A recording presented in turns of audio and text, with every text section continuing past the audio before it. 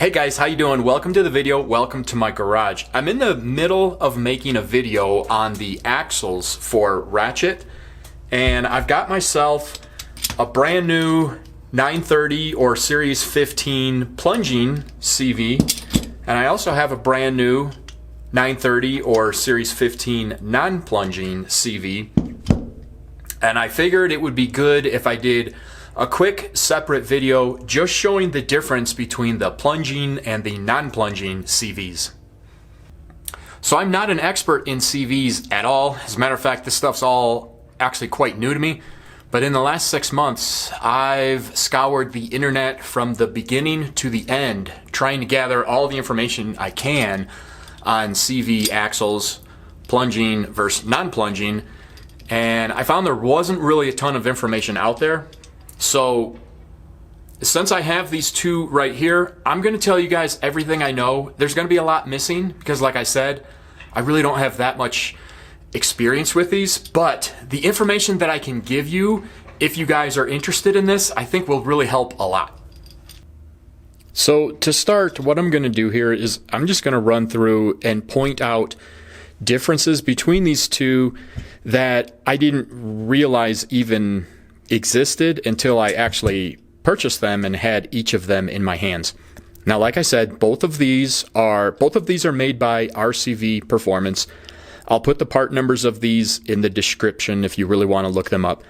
This one here is a 930 plunging, and it's quite obvious that it's plunging because the fact that it does this. This one here retails for $399. It's very expensive, and that's because it's entirely made out of 300M, and it's also race prepped. So this one here is very high quality, and it feels very high quality. It doesn't have any sharp edges or anything like that. Everything on it is just beautiful. So then this one here is also made by RCV Performance. This is also a 930. These dots that you see on here, those are from me just so that I can keep everything same side out, same alignment, just while I'm taking these apart. But this one here is a 930 non-plunging, and you can already see as I'm trying to push the inner star forward or back, it doesn't move. It does not plunge at all. So when they say non-plunging, they're not messing around. They don't plunge at all. They're actually very tight compared to the plunging 930s. Another thing that's different is this one retails for $229, so it's $170 cheaper, and that's because this one is made out of 4130 chromoly. It's not 300M like this one, and it's also not race prepped. At least I don't think it is. Hopefully it's not, because this one, all of the edges on here are actually quite sharp. They definitely haven't been deburred or anything like that. It wouldn't necessarily affect the performance of it, but between the two, there is a difference between this one and the other one. This one is really much more difficult to operate than the other one. As a matter of fact, I can barely even do it looking through the camera here. Anyways, so there's a definite difference between the quality of these two. But let's disregard that for now because, like I said, this one is $170 cheaper. If I had gone with the 4130 race prepped, I would imagine that this one would be just as nice of quality as this one right here. So let's look at the plunging one first. Obviously, like I said, this is the plunging aspect. It allows the center star here to move in and out to compensate for differences in axle length during your suspension's travel. The way that they're doing that is if you look at the pockets here, they go close together, far apart, close together, far apart. And then it's opposite on the star. So the star is far apart, close together, far apart, close together. It's opposite of what the outer housing is. And if you take this one apart, which is really easy, like this, these plunging ones, once you rotate them, they just fall apart. You can just see how easy that was. You turn them, they just fall apart. And you'll see in a minute here, that is not the case with the non-plunging. So if we take all of these precious little expensive parts and push them off to the side, I've got the outer housing right here, and you can see, hopefully you can see, that these passages that the balls travel through they're cut straight through, but they're at an angle. You can see as I go around, they point out, they point in, they point out, they point in throughout the entire ring. And then the star is the same, but opposite.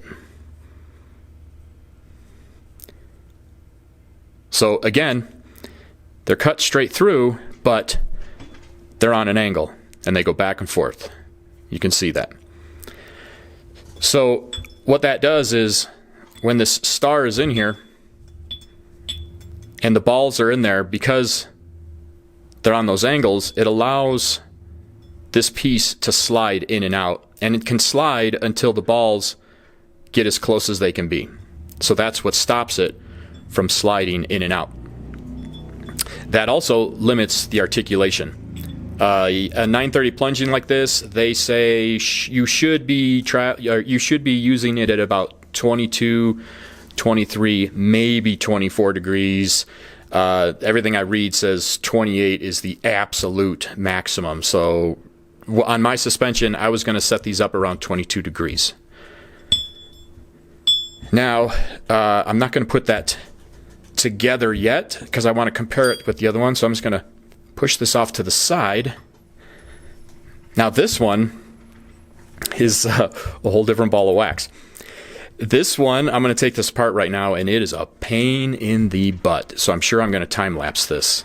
But I'm going to start by doing just the same thing. I'm going to try to rotate the inner star and then start popping the balls out. But I guess before they do that, if you look at the picture of it right now, you'll notice that all of these tracks are equally spaced, whereas on the plunging, they're all like close together, far apart, close together, far apart. So there's some significant differences there. So let's tear this apart.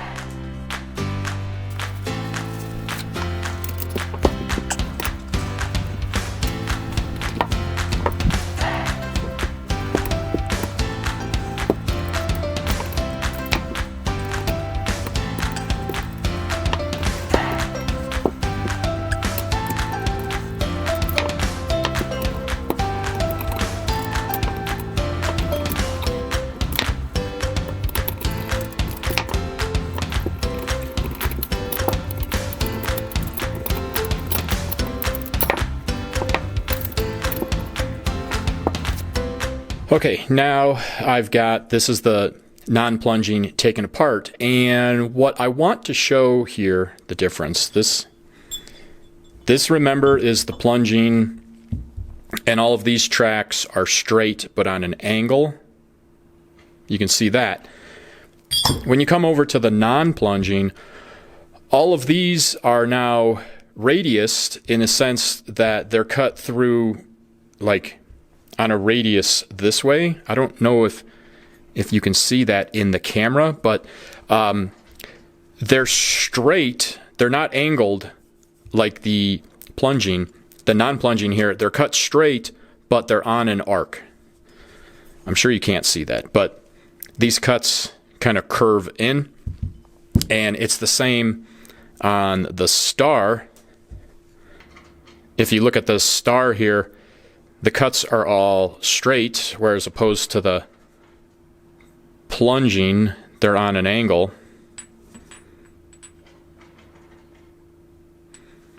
However, they're radiused. You can see they start here, and then they kind of curve around. And so when these are in here,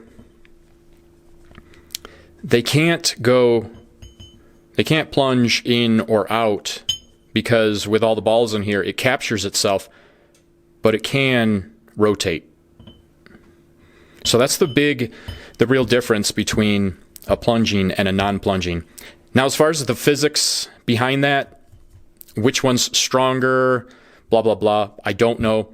All I do know is that the non-plunging, they say you can go up to 40 degrees. I obviously won't be going up to 40 degrees, but I'm going to be trying it on my axle setups to see if I can get a little bit more travel out of it. Like I said, that'll be in the other video. Let me go ahead and throw these together. I'll do a time lapse of putting them together. Again, putting together the non-plunging is an incredible pain in the butt. Putting together the plunging is not that bad, but either way, let me put these together so I can show you a couple more differences with them all assembled.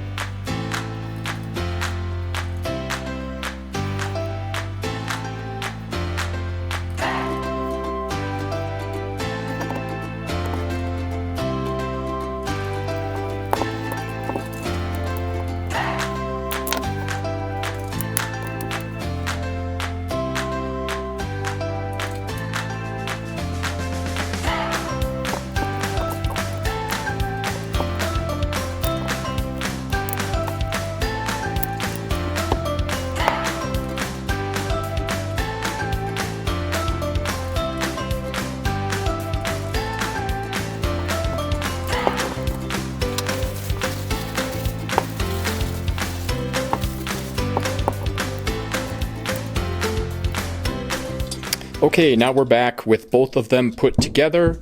Hopefully in that you were able to see that the plunging CV is a piece of cake to take apart and put together. It's so loose, and it's not loose, you know, as to where, like, rotationally, it's very precise. It's really well made, but as far as this goes, it's extremely loose. It just walks all over the place. And that's all, you know, in the design so that it can plunge and make up for axle length. Whereas this one, and if you saw in that time lapse, I did have to put some oil in there just to get the damn thing together. So it's actually moving much better now. It's not bad that it's tight. It's just because of the way it's designed, it doesn't float around like the other one. It's very rigid by design. I mean, that's good and bad. It's actually really easy to work with, like when you're assembling the axle and stuff, because it doesn't fall apart. Whereas this one, you kind of always have to keep a couple hands on it, because every time you pick it up and you're trying to put it together, it's always just flipping and flopping. So there's goods and bads to both of that. But anyways, a couple more differences between the two. If you see here, the non-plunging is actually a little bit thinner. That's something that I didn't know, and that might seem like no big deal, but that actually will change your axle length slightly, and it will also change your bolt lengths, because I had initially measured my bolts for this non-plunging, and now they're too long. So now I'll have to order new bolts if I'm going to use this CV, because it is thinner. Now, as far as which one is stronger, I don't have the answer to that. My guess would be that the non-plunging is stronger because of the fact that these are cut straight through, whereas these are on an angle. So these are always, they're always fighting each other. You know, when you add rotational force to this one, this ball might want to run that way, and then this ball wants to run that way. So there's always undue stresses in here because the paths that the balls take are not straight. Whereas this one, the balls are straight. So when torque is being applied, these balls are not trying to go one way or the other way. They're happy where they are until rotation comes into play. At that point, they have to roll forward and backwards. You can see that action as it rolls back and forth. The balls have to go forward and backwards. But in the plunging, they're under, I guess, two different types of torque or stress. One is the rotational torque, but it's also making the balls want to run one way or the other. And I would have to think that that puts additional stress on there, but I don't know. I really don't know. Aside from that, I mean, you can see as it rotates, you can see how the balls are close together here, but then as you rotate it the other way, now they're far apart. Come over here. Oh, I kind of locked it up there. Come here, rotate to the max, they're close together. Then you come over here, and they're far apart. Oh, I keep pushing too far. All right.